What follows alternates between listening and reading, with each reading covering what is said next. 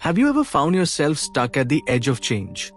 Knowing what you want, understanding what needs to be done, yet feeling chained to behaviors and thoughts that go against your own best interests?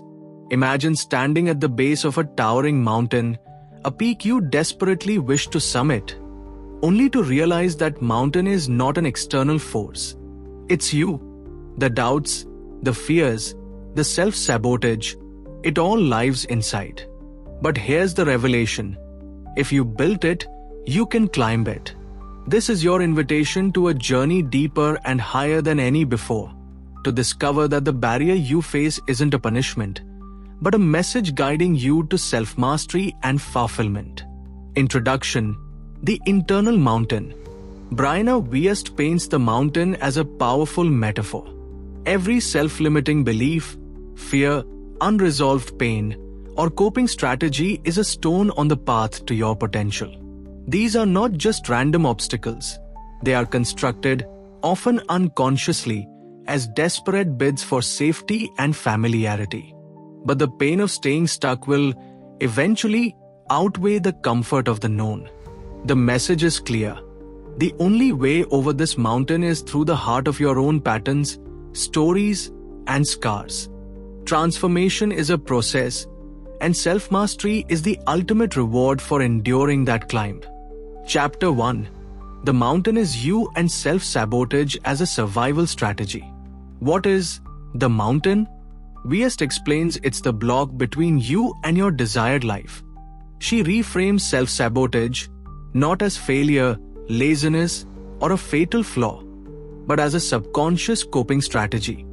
A misguided way your mind works to protect you from perceived threats like rejection, disappointment, failure, or even success. The mountain is composed of every habitual fear, negative thought, limiting belief, and unprocessed emotion holding you back. At its core, self-sabotage is the product of unmet needs and unhealed wounds. Wiest encourages us to treat these patterns not as enemies, but as signals, a call to address the deeper layers within. Transformation begins when you not only spot your patterns but bravely confront what they're really protecting you from. Chapter 2: There's no such thing as self-sabotage. Wiest flips the conventional wisdom. There's no such thing as self-sabotage, she writes, because all destructive habits serve a purpose. She details the various ways we self-sabotage: procrastinating, perfectionism, avoidance, negative self-talk, overcommitting, and people-pleasing, and carefully unpacks why these behaviors exist. According to Wiest, all of these behaviors fulfill a deep, unspoken need. For example, avoidance might protect us from pain or rejection.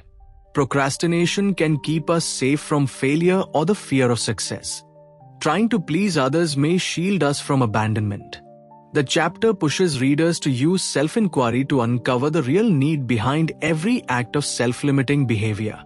The work is not about crushing your bad habits by force, but evolving beyond the beliefs and wounds that created them. She also introduces the concept of secondary gains, the unconscious benefits of staying the same, and challenges readers to explore the question, what am I afraid would happen if things changed? Chapter 3: Your triggers are the guides to your freedom. Rather than running from emotional triggers, Wiest urges us to lean into them. They are the roadmap to our deepest wounds and opportunities for healing. Every time something sets you off, it's showing you where you are not free and where your work lies. Here, Wiest gives practical guidance for examining your emotional landscape. Recognize your triggers without judgment. Ask, what old story is being activated? Is this feeling familiar from childhood or previous trauma? Distinguish objective reality from projection. Is the present situation the same as past pain, or just similar? By facing, understanding, and reframing these triggers, you can break cycles that keep you stuck, turning pain into an essential guide for growth rather than an enemy to avoid. Chapter 4: Building Emotional Intelligence and the Anatomy of Self-Sabotage. Wiest asserts that self-sabotage is ultimately just a product of low emotional intelligence. The journey up your mountain requires expanding your EQ, your ability to recognize, understand, and manage your own emotions and the emotions of others. She delves into the most common forms of self-sabotage. Procrastination, a fear of inadequacy or failure, not a time management issue. Perfectionism, the belief that the only way to be safe is to be flawless. People-pleasing, the urge to suppress the self to gain approval, rooted in childhood needs for security. Imposter syndrome, doubt in your own expertise, feeling unworthy of opportunities. She details micro-practices like journaling, mindfulness, and breathwork. Instead of monumental overnight change, she stresses the power of micro-shifts, small, cumulative wins that break the trance of self-defeat. Chapter 5. Releasing the past and healing the roots. You cannot leap forward without letting go. Wiest explores the necessity of releasing old traumas and narratives that no longer serve you. Healing the past is not about forcing quick closure but about allowing yourself grace and time. She guides you to recognize that the past shapes your automatic responses, but does not define your future. Practice radical self-acceptance.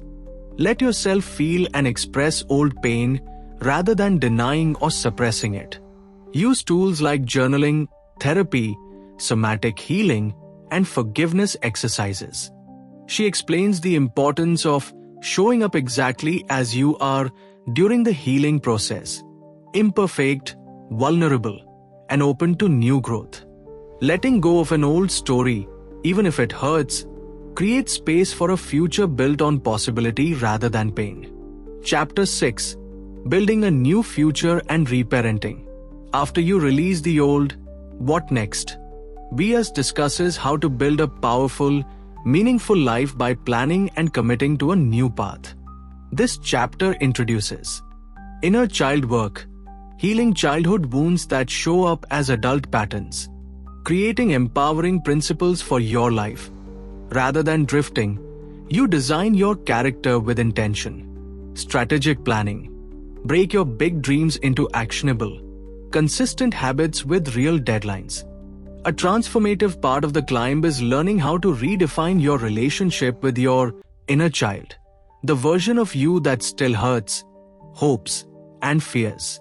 By consistently authoring a new inner script where you are safe and empowered, you build a bridge to long-term change. Chapter 7. From self-sabotage to self-mastery. In this final synthesis, Wiest shows how self-mastery is a process, not an end state. She guides readers to embrace change as a constant. Learn to trust yourself. Mastery is about understanding your cycles, your needs, and how to redirect your energy. Find meaning in adversity. Each obstacle is an invitation to transcend your old self. She urges adopting a growth mindset. Commit to learning, evolving, and celebrating small wins along the way. She also emphasizes the creation of systems, habits, routines, and support structures that make self-defeating behaviors more difficult and positive behaviors easy. Self-mastery means having the courage to face every new mountain, knowing that even when the terrain is uncertain, you have the skills and self-belief to keep climbing. Transformative concepts and key lessons. Self-sabotage is a messenger. It's not your enemy but a signal of unaddressed needs, wounds, and fears. Emotional intelligence is a lifelong skill. The more deeply you know yourself, the more power you have to choose differently. Healing is non-linear and messy. There's no shortcut up the mountain. Progress requires patience and perseverance. Mastery over self, not circumstance. The greatest victory is internal. Shifting your mindset, beliefs, and emotional responses to live with intention. Conclusion and invitation. The journey up your inner mountain is daunting, but every step transforms you. By facing what you most fear inside yourself and choosing to climb anyway, you become the strongest, wisest, and most fulfilled version of yourself. No external peak can surpass the power of knowing you have mastered your own mind and heart. Remember, you are both the mountain and the climber. The obstacles that once seemed insurmountable are only invitations to rise into your potential. The power to transform your life is, and always has been, in your hands. Keep climbing. The mountain is you.